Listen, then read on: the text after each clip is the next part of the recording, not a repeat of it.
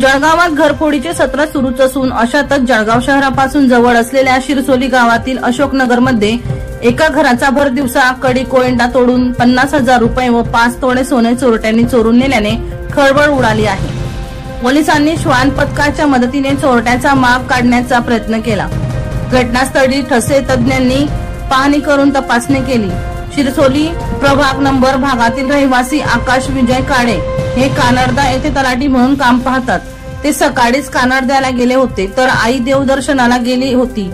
दुपारी 1 ते 1:30 वाजता काळे यांच्या घराच्या दरवाजाचा कडी कोयंडा तोडून चोरट्यांनी घरातील कपाटातून रोख 50,000 रुपये व 5 तोळे सोन्याचे दागिने चोरून नेले। जेवणाचा डब्बा मेस पुरवणाऱ्या बाईने घराचा दरवाजा उघडला असल्याचे आकाश काळे यांना फोनवर कळवले, तेव्हा चोरीची घटना समोर आली। सुनील पाटील यांचा रिपोर्ट, बुलंद पोलीस टाइम्स, जळगाव।